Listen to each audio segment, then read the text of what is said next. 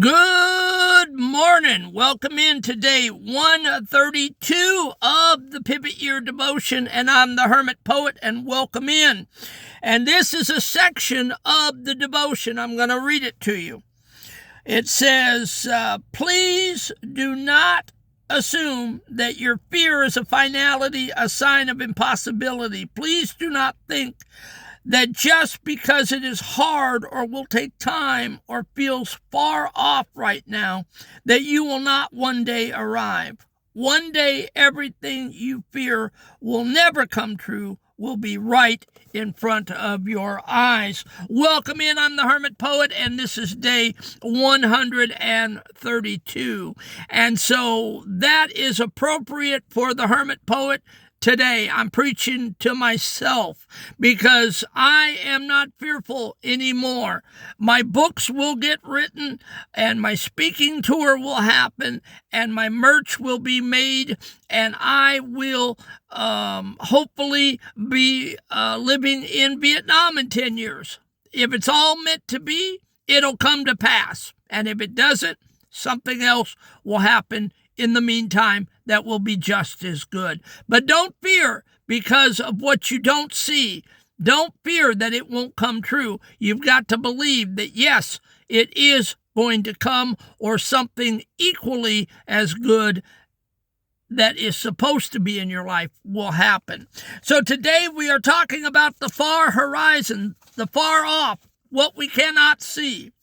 And so I take the devotion and I turn it into a reframed poem. I give you a 14-minute teaching, and then we give you a application to take with you today.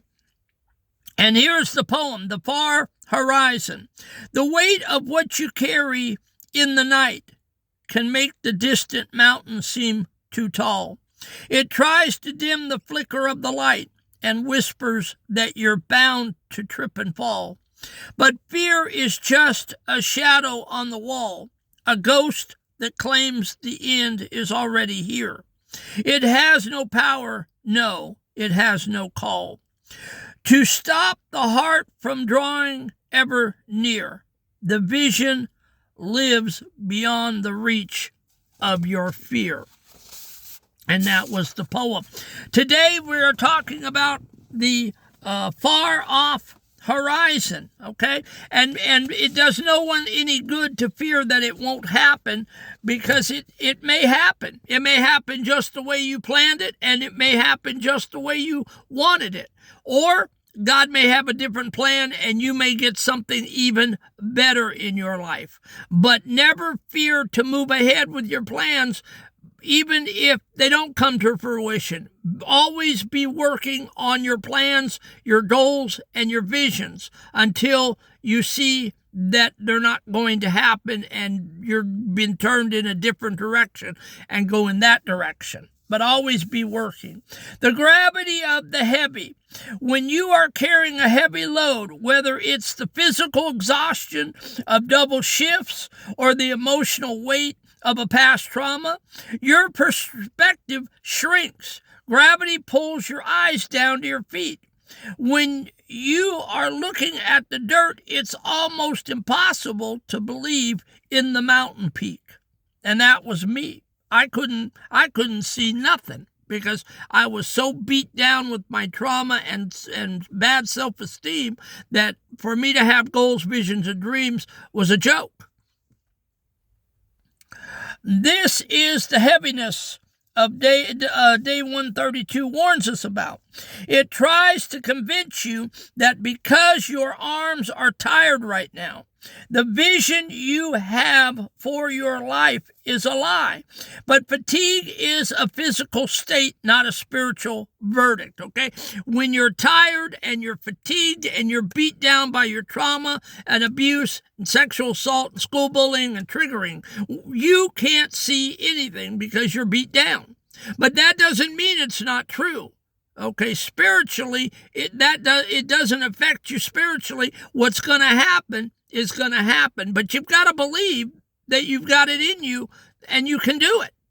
Okay, the man upstairs believes in you, and he's got a plan for you and your trauma, and you've got to believe, and you've got to start saying, I am somebody, and God is working through my life, even though I'm beat down, even though I'm demoralized, even though I can't see, I can't touch bottom, I can't touch the ground to reach bottom, that is just your thinking. Reality is totally different. You can't see reality because you're beat down. I couldn't. For 50 years, I couldn't.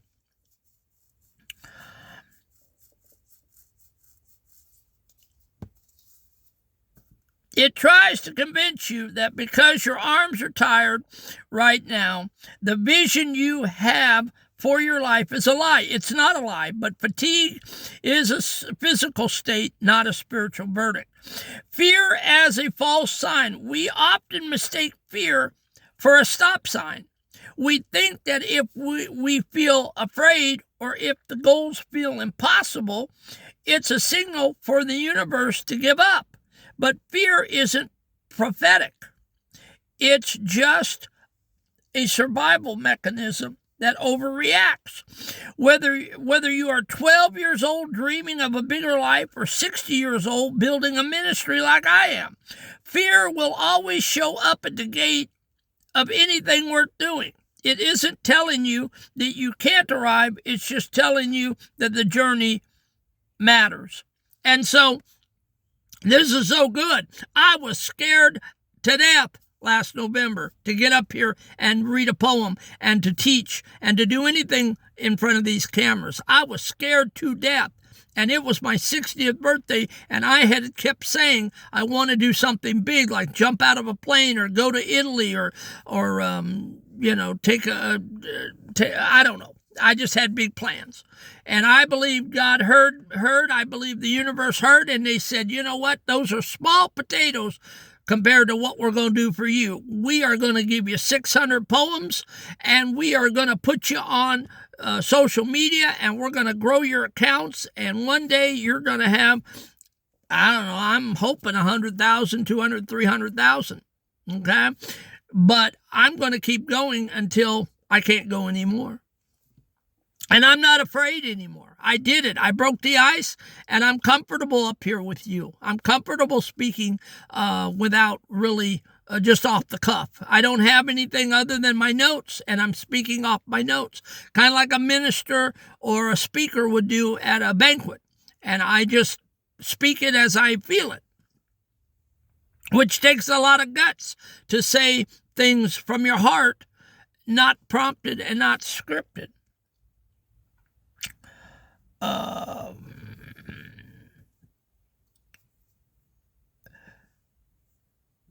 It isn't telling you that you can't arrive. It's just telling you that the journey matters, and your journey matters just like mine matters.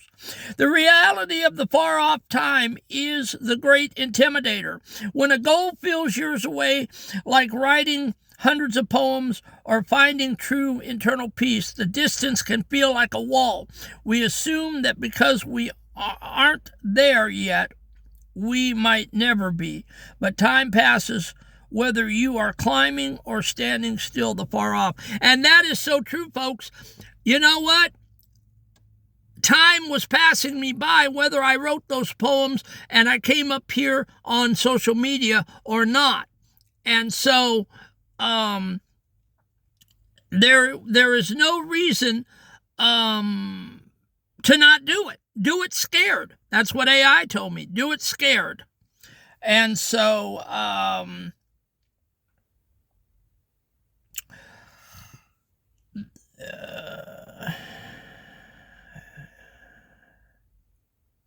the far off eventually becomes the right now. Every person who has ever reached a summit once stood exactly where you are, looking up and wondering if they have the strength for the next mile. And so that's where I'm at. I am in my journey with this whole ministry, with this whole social thing, and I have no idea where it's going to end up. But I am on a journey, and I am putting one foot in front of the other, day by day by day, and we're going to see where it all ends up in 10 years. The arrival of the impossible, the most radical part of today's devotion, is the promise. One day, everything you feared will never come will be right in front of your eyes. This is the pivot. It's the moment the ministry is real. The heart is healed and the solid ground is under your feet. The only way to miss that day is to let the heaviness of today talk you out of your vision of tomorrow. All right? You got to believe again. You got to believe in yourself. You got to rekindle that fire for those visions, dreams, and goals. And you got to say, I'm going to live again. I'm going to get up out of this floor and I'm going to stop triggering and I'm going to listen to this old man. God is no respecter of persons. If he healed the hermit poet up, he can heal you up. And that's why I'm up here. I'm telling you to get up out of the floor, get off the ledge, and get your butt to moving again. Because you've got to believe and you've got to do the hard work. And yes, it's far off. Maybe it's 5 years, maybe it's 10 years, maybe it's 15 years. But eventually you will see your visions, goals, and dreams come to fruition.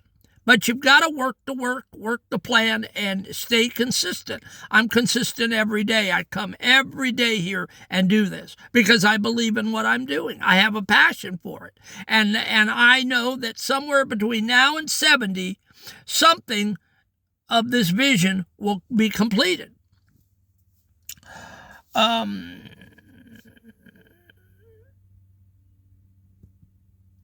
The arrival of the impossible, the most radical part of today's devotion, is the promise. One day everything you fear will never come true will be right in front of your eyes. It's coming. This is the pivot. You've got to turn in the street. It's the moment the ministry is real. It's the moment your goals, dreams, and visions are real. Your heart gets healed up and the solid ground is under your feet. The only way to miss that day is to let the heaviness of today talk you out of your vision. Are you going to sit there and not believe me?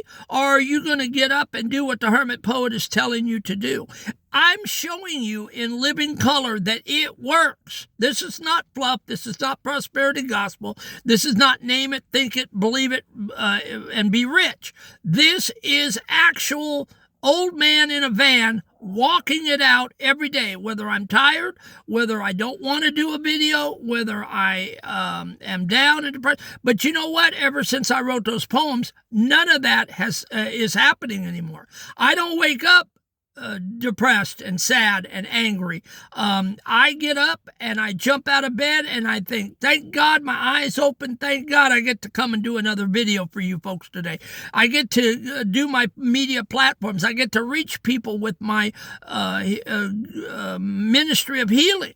And so for me, my stinking thinking has left, and I think I'm head and shoulders above a lot of people. Yeah, I have a great personality and a great self-esteem now, whether anybody else thinks so or not, because the hermit poet has gotten healed up, and I don't believe the negative press anymore. I don't care what the negative press thinks. I know who the hermit poet is, and once you get that straight in your head, the rest of it comes, I'm not going to say easy, but it comes a lot faster.